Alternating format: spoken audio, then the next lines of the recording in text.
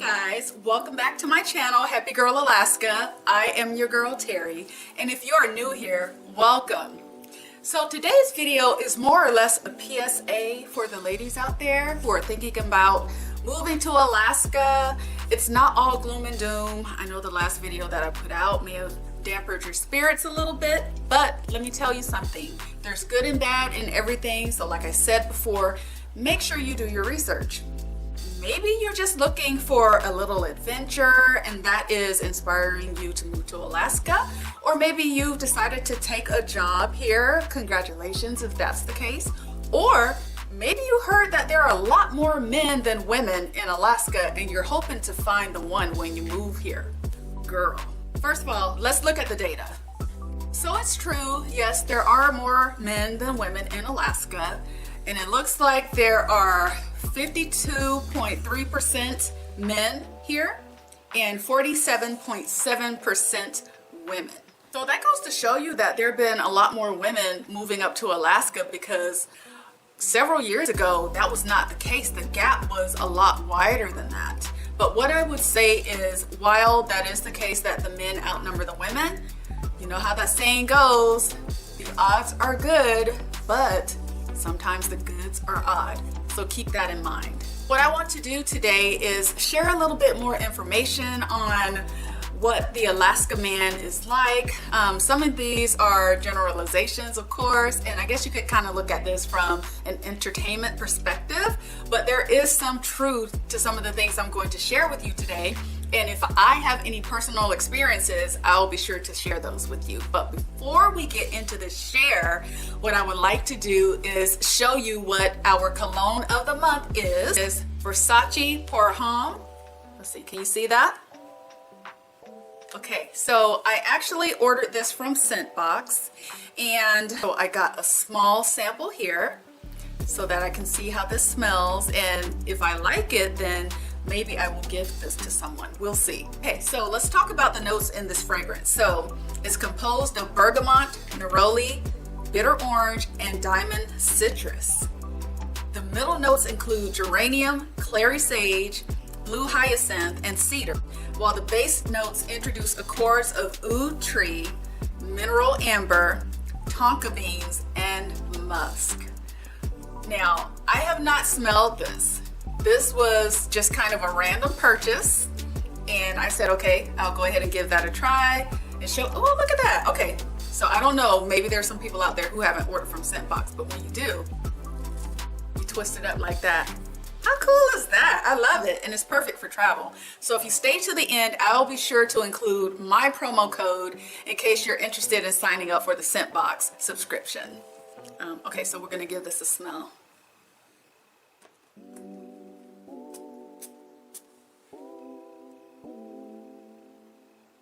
Give it the sniff test. Oh my gosh, you guys. This smells so good. It smells so good. I love tonka bean anything.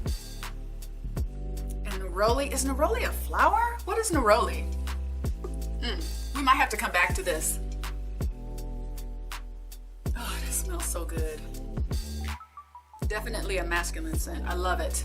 I love it. And again, the notes in this are bergamot, hyacinth, neroli, and tonka bean. I'm not really sure what the price point is, but before the end of this video, I will be sure to include or to share with you what the price point is for Versace Pour Homme. All right, let's get into the share. Okay, so I found this cute little article in the Anchorage Daily News. That is one of our local news outlets here in Alaska. And it's entitled "The Rules of Dating a Guy in Alaska, What You Need to Know." Okay, so rule number 1, thou shalt be prepared for distance. Maybe he works on the slope 2 weeks on, 2 weeks off, or he's a commercial fisherman or service member gone for months at a time. Whatever his employment situation, dating an Alaskan man often means getting comfortable with distance. And you know what? I would have to agree with that. So back in the day when I was heavily on the dating scene, not so much anymore, but when I was really out there dating, a lot of the men that I met were either military, they worked on the slope, or they worked in a warehouse, you know, different things like that. And it seemed like no matter what, they were either leaving for 2 weeks to go and work on the slope, or maybe they were going TDY or something like that if they were in the military, or if they worked at the warehouse, they worked insanely crazy hours. And so I would have to agree. I did go out with a pilot a long time ago, and you know, it just comes with the territory that there's going to be some distance there. So I would have to say I agree with that rule, that you may have to be prepared to deal with the whole distance thing, unless you're dating someone with like a regular corporate job, or let's say if they work for the post office, you know, like your normal white collar, or you know, more or less stationary blue collar, you won't have anything to worry about. But a lot of times anything outside of that, yeah, you're gonna have to factor in distance being a part of your relationship. Number 2, thou shalt respect his fishing addiction. If he's like most Alaskan men, there's hardly anything in life more important to him than fishing. Be prepared to spend weekends at the river catching salmon, steelhead, and rainbow trout, and to smile and nod as he tells the same dubious fishing stories again and again. And you know what? I have to say that is accurate. It really is. If you're dating a man who grew up in Alaska, or if you're dating a man who moved to Alaska because he's an outdoorsman, chances are you are going to have to get comfortable with the fact that he's going to want to go on these fishing adventures, and depending on the type of relationship the two of you have, he'll probably want you to come with him on those fishing trips. Now, me myself, I'm not really an outdoors type person, but if I am in a relationship with someone who enjoys fishing, granted, I may not go every single time that they go, but you kind of want to at least experience going fishing, and maybe you can find something else to do while he's out there. And I would say at least give it a try. You know, most men who fish, they love trying to teach somebody else how to fish.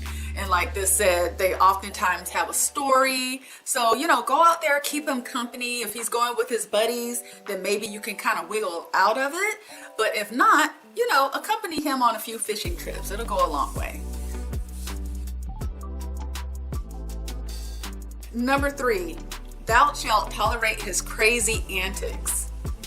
Tinkers by nature, Alaskan men always have their hands dirty with one project or another. His devotion to fixing up boats or cars and wielding power tools may be admirable, but you might find his safety standards a little questionable. I would have to say, out of all the Alaskan men that I've known, he has to be the one that was the most eccentric. And I say that because he had a yard that had so much stuff. I mean, there were trucks, there were cars, there were bleachers from the Sullivan Arena. There was all kinds of stuff out there. I mean, power tools. And I remember when he drove by, he showed me his yard, and I was just in awe. I was shocked. I was like, why do you need all that stuff? And he had a reason for everything that was in his yard. And what he was saying too is that some of the items or the machinery or whatever he had in his yard, he could resell it, you know, resell it on Craigslist or on Facebook or what have you. So most of the items that were out there, I believe, were of value, or they could be restored. And so I would have to say that that was not something that I had come into contact with prior to meeting that individual. But I mean, it's possible it could be that way, especially if they live like out in the valley or maybe in a more remote area or something like that. Treat his friends like a second family, or expect to treat his friends like his second family. And it says, let's be real, his bros are his second family, and they go at least all the way back to elementary school, if not pre-K. And let me tell you, that is absolutely a fact. That is true, because it seems to me like a lot of the men who grew up here in Alaska, they tend to stay here in Alaska. And the same goes for their friends. So their friends are more like family, they're more like brothers. And if they introduce you to their friends, you know, you gotta treat them the same way you would treat one of his family members, because in a sense they are. And I think that's a really great thing about the men from Alaska. They tend to have, to me, they come across as having really strong family values and also having very strong friendship circles. They do, and I really admire that, and I like that. Learn to embrace facial hair. He might get a little scruffy from time to time when Alaskan men are on their grind or off in the middle of nowhere. Shaving may not be their top priority. Even if it's not entirely your thing, your best bet is to embrace his facial hair. Now, I will say for me personally, I like facial hair. I love it when a man has a nice 5 o'clock shadow, goatee. I don't like the ZZ Top type of beards. To me, that is just not attractive. I do not like that. Or the guys that will have the long beards and they'll braid it or something like that. I'm just like, no, I don't like that. But if it's facial hair and it's trimmed up, shaped up, and it looks nice, then that's fine. But I agree. You know, a lot of the men here in Alaska, especially during the winter time, they let their facial hair grow out quite a bit. So that's something you're going to see a lot of, like I said, especially in the wintertime. In the summertime, you probably won't see it as much, but definitely when it gets to those colder months, the beards come out. Thou shalt never turn down an adventure.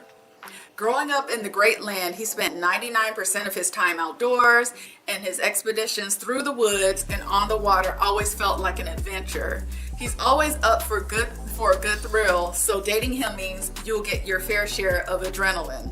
And you know what? I'll have to agree with that too. So I dated a man a few years ago, and it had been a while since I'd been outside and been on any hiking trails. There were certain areas that I hadn't seen them before, or I couldn't remember because my dad, he took us all over the place, you know, in Alaska, through the woods, over the rivers and all that stuff. But when I was dating this man, you know, he took me out and he loved to explore, and I actually got into it because I learned to have a newfound appreciation for the beauty of the nature, the scenery, and all of that stuff. And that's how I actually found out about Thunderbird Falls, was when him and I went out there and we went on that hike. And so it was really nice. You know, he grew up here too, and it's just something that he really enjoyed doing. And to me, it was like I was rediscovering Alaska, and I love that. So if you're up for an adventure, then I think that you're going to be in for a real treat. Next, you should be a dog lover. Alaskan men have a bond like no other with their dogs, who double as their constant adventure companions. You won't get to his heart without winning over his puppy, so make sure to treat them right. And you know, I have to agree with that, especially single men up here in Alaska. They do tend to have some type of pet as a companion, a dog. I remember one gentleman that I went out with, he had a huge German Shepherd, and that thing was huge, and he thought he was a baby. And I remember I came over to his house and he tried to climb in my lap, and I was just like, no, we can't do that. I didn't really grow up with pets that much. I mean, we had pets here and there, but you know, our pets were independent. They were like outside, a lot different from the pet experience that Paris is having today. But yeah, they do. They really do love their dogs, and they take their dogs with them in their trucks or whatever on some of their adventures and things like that. So I would say that is also one of the rules, or one of the things that you have to be mindful of. If you're not a dog person, then you probably shouldn't get involved with, well, I don't want to say every Alaskan man, but definitely an Alaskan man that has a dog. You will have to learn to love winter sports. While your inclination might be to hole up and hibernate during the Alaskan winter, this may just be his favorite time of year. If you're dating an Alaskan man, he'll expect you to participate in his favorite winter sports, from skiing to pond hockey. And you know what? I somewhat agree with that. I do know that, well, no, I agree with that. If it's a true Alaskan man, a man who grew up here, he will want to be outside on some skis, snowboard, snow machine, you name it. You know, they're gonna be out there wanting to play on their winter toys and that kind of stuff. And that's kind of cool because, like I said, even though I've lived here for a really long time, I haven't experienced a lot of like real Alaskan type of activities as an adult. I haven't. So it was always, or it is always, a real treat when I meet a man who is into those types of things. And you know, I'm open to trying something as long as it's safe and I know that I'm in good hands. You know, I'll participate. But yeah, definitely, I would say real Alaskan men love their winter sports for sure.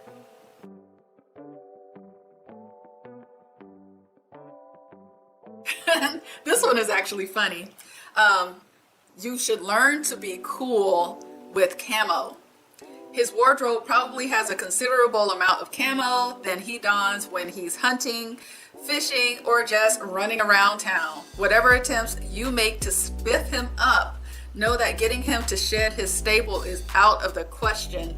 He'll sooner ditch you than the camo, and I'm telling you, that is a fact. I mean, these Alaskan guys, they love their Carhartts, they love their camo. Not saying all, but a lot of the men that I have encountered that, again, grew up here in Alaska, they love that stuff. You know, the Bass Pro Shop, I remember when things were shutting down with COVID and whatnot, I went out with one man and, you know, I don't like to go out and eat every time I go and hang out with somebody. So he was like, let's go to the Bass Pro Shop. And I'm like, okay, why not? And we walked around and it was actually kind of cool to get a tour. I am not that type of person who is into, again, outdoor activities and stuff, but it was kind of neat to see it through his eyes. But yeah, it was neat. And I do remember as well dating a man who was really into ducks. And we went, where did we go? It wasn't for a hike. I can't remember what it was for, but we were heading towards Girdwood and I looked down and he was wearing these camo Crocs. And I just busted out laughing because I was just like, camo Crocs, I didn't even know they made those. Well, let me see, was it camo? It was camo. It looked a lot like that Duck Dynasty looking stuff though. Because when I think of camo, a lot of times I think of like the military looking stuff, but this was like that other type of camo. But anyway, it cracked me up and I kind of poked fun at him a little bit. He took it in stride, but definitely, yeah, you have to be cool with camo.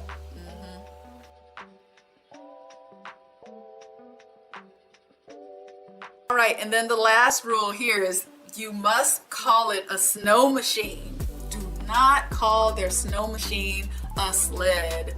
I mean, that is, you're just asking for trouble if you do that. And it says here, that sled he carefully maintains year-round and spends all summer dreaming of riding. You know, the one he's ready to bust out at the first dusting of flakes, and why he prays for snow to last from October through May so he can ride all winter long. It's a snow machine. End of story. Now, I've never called a snow machine a sled, so I don't know what that experience is like. But I mean, just about everything else that I shared with you all in this article is true. So yeah, I think that was a fun generalization for me, you know, to kind of go through these. And when I saw the different rules that were listed, I was like, oh gosh, that would be a really fun read. But what I will say is this, that you know, the men in Alaska, you get all types of different flavors. You have your outdoor men, and then you have, I would say more often than not, your transplants that may not be into the outdoor activities as much. I think it's kind of safe to say. But you do have some of the transplants, again, who move here for that very reason. They want to have the Alaskan experience, and they are outdoorsmen themselves. So I hope you had fun listening to this. It was a really cool share. I enjoyed it. So again, if you're interested, check out this Versace Porham. I think I am going to include this in a giveaway, this little sample here from Scentbox.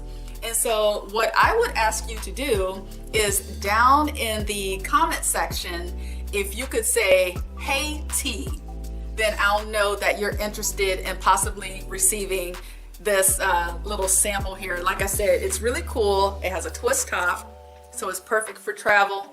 And then also I will be sending it in this box that it came in. All right. So I hope that you will tune in to the next video. Take care, and I will see you in the next one. Bye.